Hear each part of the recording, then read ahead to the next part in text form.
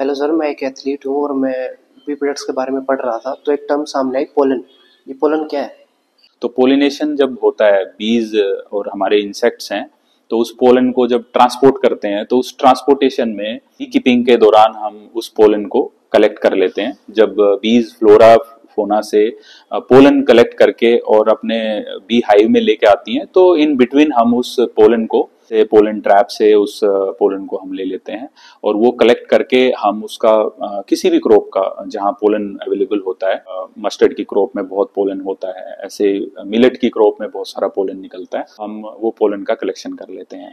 Pollination में हर crop का जो पोलन है उसको आप अगर कलेक्ट कर लें तो क्रॉप स्पेसिफिक भी पोलन आप ले सकते हैं। तो ये हमने जब बाजरे की खेती चल रही थी तो उसमें बाजरे का पोलन हमने वहां पे साथ में बी कीपिंग किया।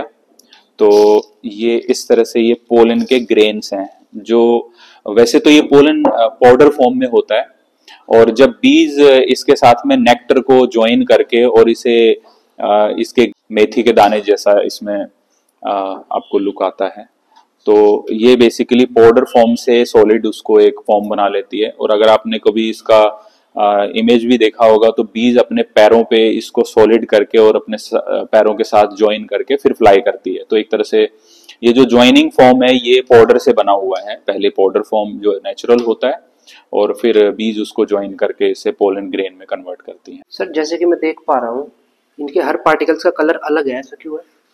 देखिए, बीज जब पोलिनेशन की एक्टिविटी कर रही होती हैं तो वो अलग अलग फ्लावर्स पे अलग अलग एक तरह से फूलों पे जाती रहती है। तो मेजर इसमें जैसे मैंने कहा कि बाजरे की खेती के पास में बक्से जब रखे गए थे तो इसमें मेजर बाजरा है। तो ये जो आपको ब्राउन कलर का दिख रहा है ये बाजरा है। उसके अलावा आसपास में वाइल्ड छोटे फ्लावर भी बहुत सारे होते हैं।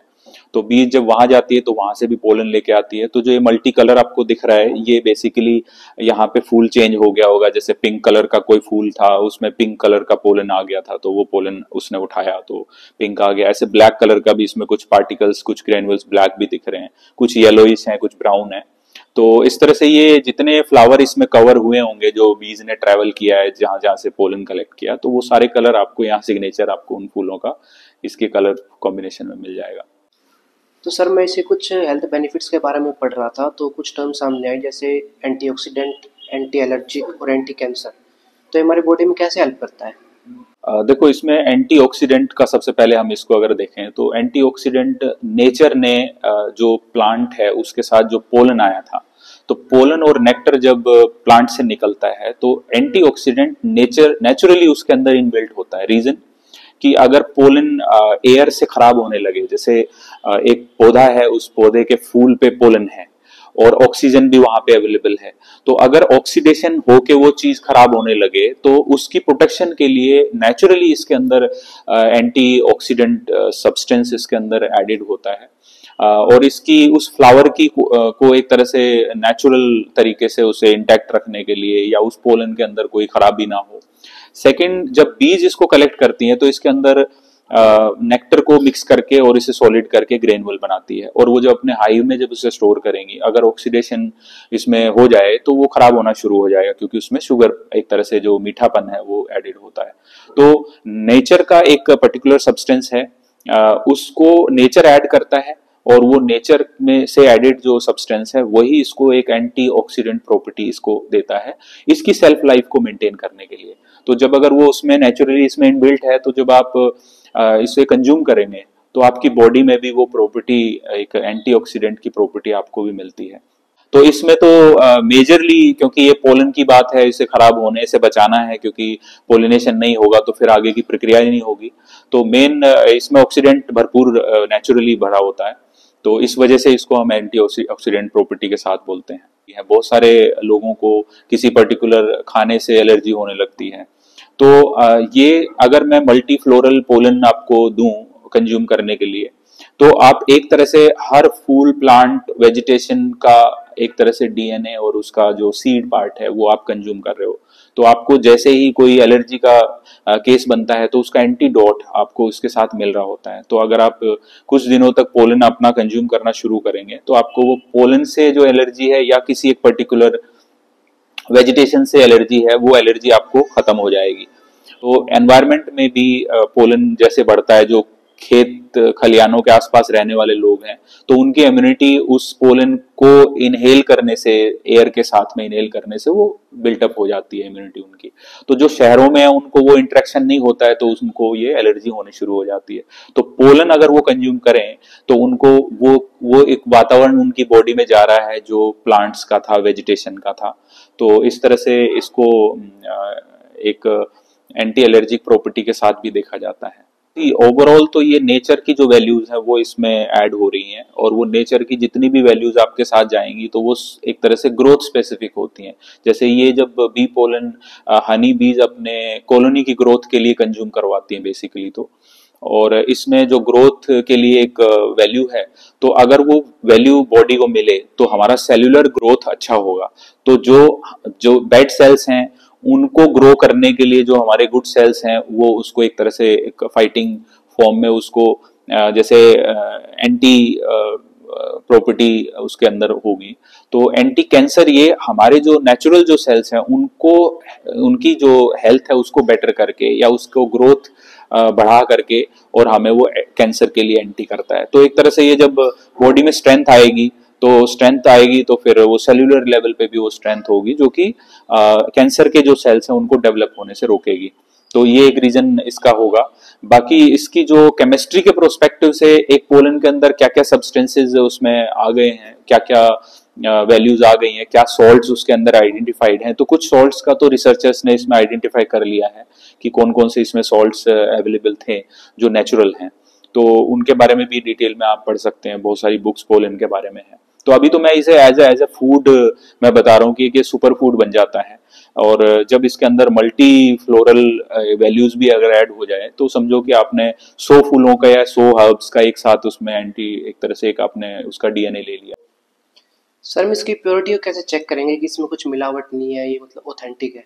सबसे पहले तो प्रोडक्ट का सोर्स आप अगर फोकस करेंगे कि सोर्स क्या है, और अगर वो सोर्स ग्राउंड से नेचुरल सोर्स है तो डेफिनेटली आपको वो ट्रस्ट फैक्टर बनेगा कि अगर नेचुरल सोर्स है तो ये लेबोरेटरी में बना हुआ नहीं है, या फिर इसको कितना नेचुरल फॉर्म में आपको आपके सामने है। जैसे अगर इसको मैं कैप्सूल में कन्वर्ट कर दूं तो ये लैब की एक्टिविटीज के साथ ज्वाइन हो गई। तो कैप्सूल में जब मैं इसको इनबिल्ट करूंगा तो कैप्सूल का मैंने क्या प्रोडक्ट यूज किया है, उसका सोर्सिंग क्या हुआ है, तो वो क्वालिटी के प्रोस्पेक्टिव आपके पैरामीटर्स ऐड होते जाएंगे और वो क्वालिटी के क्वेश्चंस भी ऐड होते जाएंगे। तो हमने इसको पहला तो बिल्कुल नेचुरल फॉर्म में रखा है। सेकंड, अगर मैं इसे सीधा फार्म से, और क्योंकि ये तो फाइनल प्रोडक्ट है, रेडी टू ईट है, तो इसको अगर मैं फार्म से ही लाके सीधा पैक करके आपको दे दूं तो वो फिर इसमें चांसेस एडल्ट्रेशन के वहां घट जाते हैं। रही बात इसके टेस्ट पैरामीटर्स की, तो पोलन को अगर हम हनी में जनरली पोलन काउंट का एक टेस्ट कराते हैं कि हनी में कितना पोलन आया, तो उसका काउंट होता है पर 100 ग्राम कितना काउंट उसके अंदर अवेलेबल है।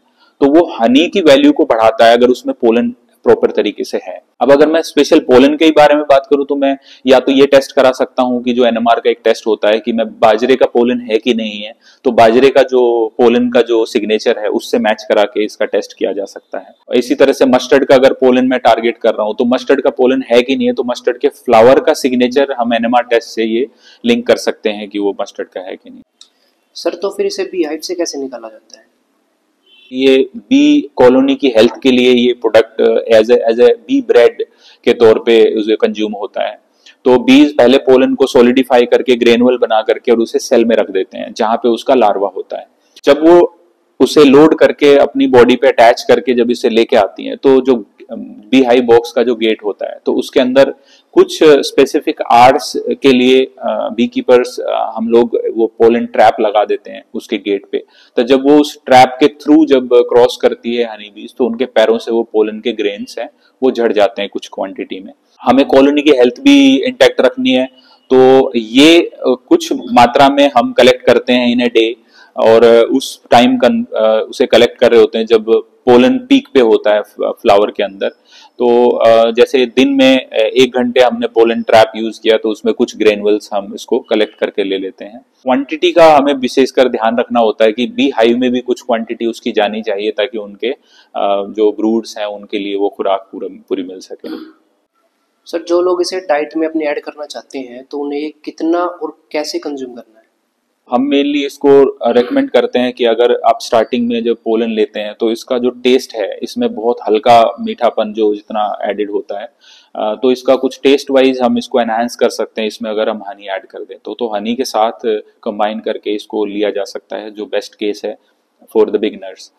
और दूसरा, जिनको पोलन की पहले से कुछ थोड़ी बहुत एलर्जी है तो उन केसेस में भी हनी के साथ कंज्यूम करने में, तो हनी अपने आप में एक तरह से उसको प्रोटेक्ट कर रहा होता है, उसकी वैल्यू को बढ़ाता भी है, साथ में उसको एज ए कैरियर बॉडी के अंदर जल्दी से डिजोल्व करवाने में हेल्प। बिगनिंग में हम रेकमेंड करते हैं कि पोलन को पहले डोज है वो आप एक दिन में एक चम्मच ही कंज्यूम करें।